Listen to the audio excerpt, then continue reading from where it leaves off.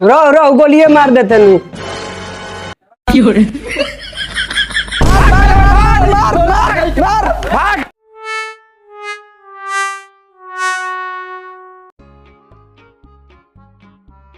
सुन मंगरुआ, अब की जे ई बिया कटल तो तोर आ तोरा यार के बिया ना पक्का श्राद्ध होई, ना तो हमारा नाम पे तहनी के दोनों कुकुर पोस दिया सो कुकुर। कुकुर ना चाचा, मुर्गी पोसवाई हम मुर्गी, ताकि क्रियावा के दिन है।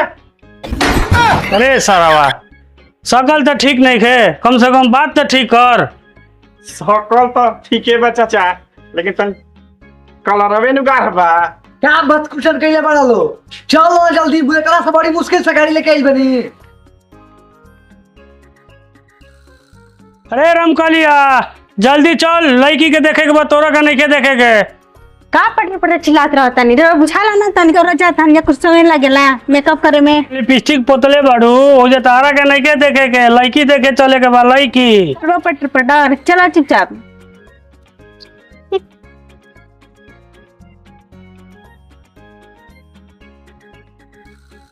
हम तो कर्जा पे बैठ के जाइब। जब बन लोग हिया फॉर्च्यूनर बिया हमारा करे के बा। अरे उधर सरवा बैठा है करक सा। हाँ तो बैठबे करब। बैठा।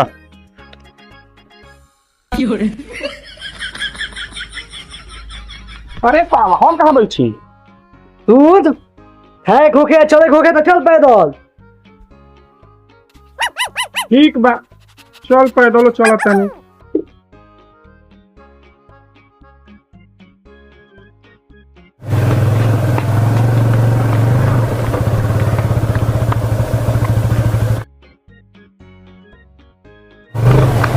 हाँ हाँ हाँ।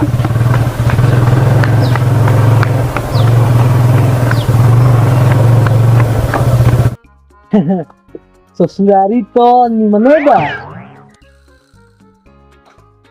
हो ये सार, ससुरार तो तहां निमन बढ़ले बा।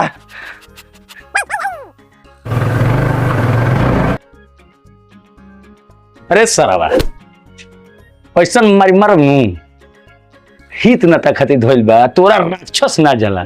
घरे कमी बा कुछ हो, चल जगह सामान देख कुरी, जो बेडशीट बिछाओ ठीक कर जो। देखो बाबू, अब तो खा लेनी, अब का मारी के हगा के निकल बा।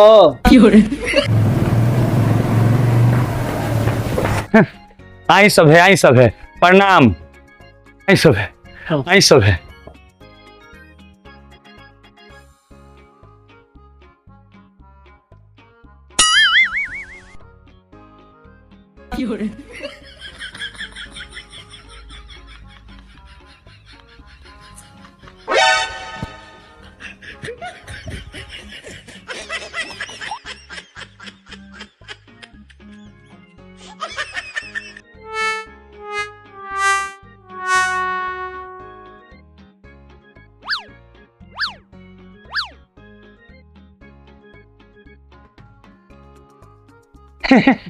खाई सब है, खाई सब है, धरकतास मत खाई सब है। और बा ए बबुआ, जो तन ले ठंडा उंडा ले।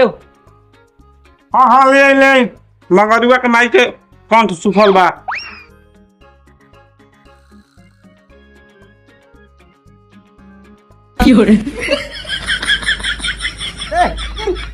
अरु ले मगरुआ, तोरा ससुरारी हमारे घर बेइज्जती भइल बिया। चाचा देखला हनु?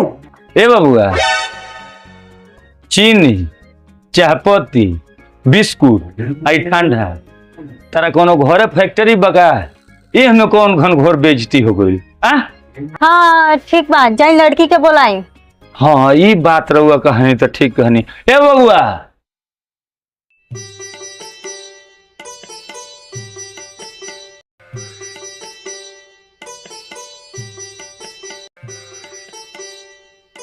सब कोई के गोल चुके गोल लाया तनी। बैठ बुचिया बैठ।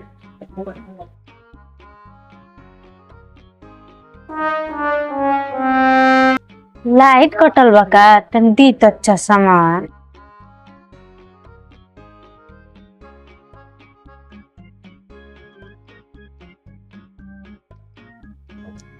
अगुआ के आँखिया में मारा छोले रहला का जे हम सोना जितना लड़का के कोयला के खानदान के से उठावे के कहता।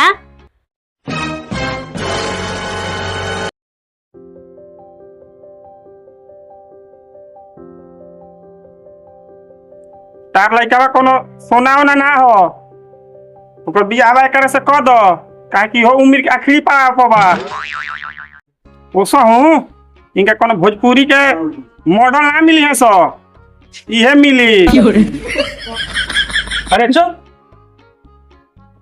बचिया के तनी सलवार सूट पे बुलाते।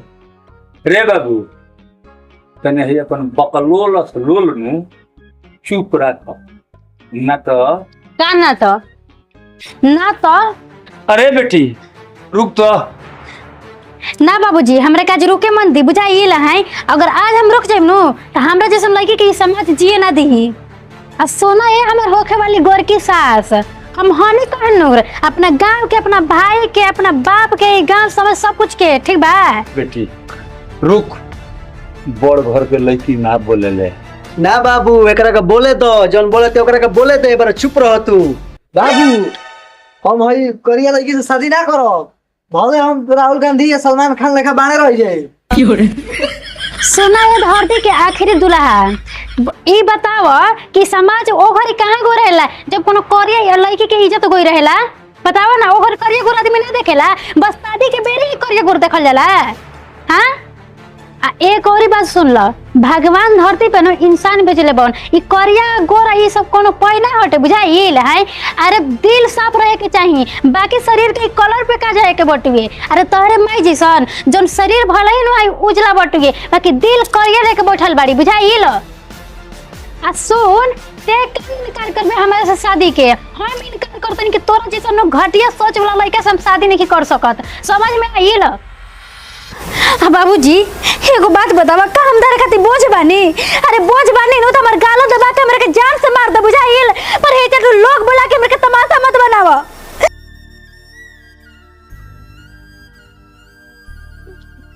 अरे पगली रोत का बड़ा ये बाप के जानत आ दुनिया के कोनो ऐसा बाप नहीं। जब जवान बेटी होके लगले न तो बाप पर बड़ा बोझा होले।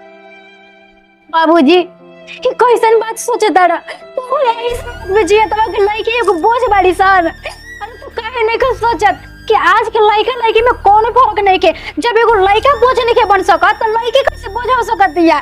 अरे लड़का कमा सकत है नु तो लड़की भी कमा सकत है। ठीक बाटे ना बाबूजी? एगो हमरे से वादा करो कि जब तक हम अपना पैर पे खड़ ना हो जाइए, जब तक ले ये सब काला गोरा आदमी के भेदभाव ना खत्म कर देंगे, तब तक ले हमारे शादी ब्याह के बारे में सोचबा ना। बाबूजी मुझे हमें से एगो वादा करी, हमरा घर पे गिरत बानी, जब तक ले ना हम अपने पैर पे खड़ा मत हो जाए तब तक ले रहा हमारे बारे में शादी ब्याह की बारे में सोचब मत करब। ठीक बना? अरे बेटा मत रो, हई महल हई घर द्वार गाड़ी ई सब बेच देब। हम जौन दहेज के सोचत नहीं उ हम दहेज ना देब। हम तोरा उ पढ़ाई में कुल पैसा लगाइब, बाकी तोरा है आंख में आंसू ना आवे दे बेटी। हम समाज से कहल चाहतनी कि जातना रवा सबके करिया बेटी करतनी या गोर बेटी करतनी, वो लड़कियों नहीं पर खाली पढ़े पर खर्चा करी। अगर वो अपना गोड़ पर खड़ा हो जी सनु तो ऐसा है ढकोसला दकियानुसी सोच वाला समाज में वो लड़कियों के जिए का अधिकार मिल जाये। गोर करिया का कहला महाराज, नारी सृष्टि के रचनाकार होली सा। अगर लड़किए ना रहे से तो सृष्टि चली कैसे? का मर्द लड़का पैदा कर ली, लड़की पैदा कर ली? गोर करिया के भेद रवा सब डाल के आई समाज में ऐसा करता नहीं कि ना बाप जी पावता ना लड़की जी पावती है। रोज हत्या होता है, कहीं फांसी लगा होता है इसलिए कि रवा सब के कब आँख खोली, कब रवा सब इस चीज के जानब जी। हेलो जौन है पेटवा में हुरला है लोग, एक बिल के तार बाप भर के जाई। अरे तुम खाइए बन जाई हो, खाई को का हगवे ने हगाइबे ना करी है सो हगाइब धर भैया आई है हगायो जाओ। और गोलियां मार देते नहीं। भाग रे सारा गाड़ी छोड़ के दे नहीं तो बहुत गाड़ी किनाई।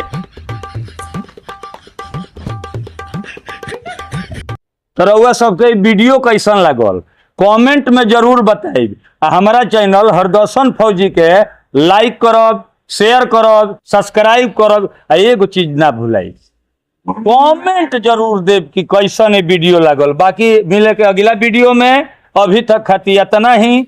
जय हिंद। जय हिंद।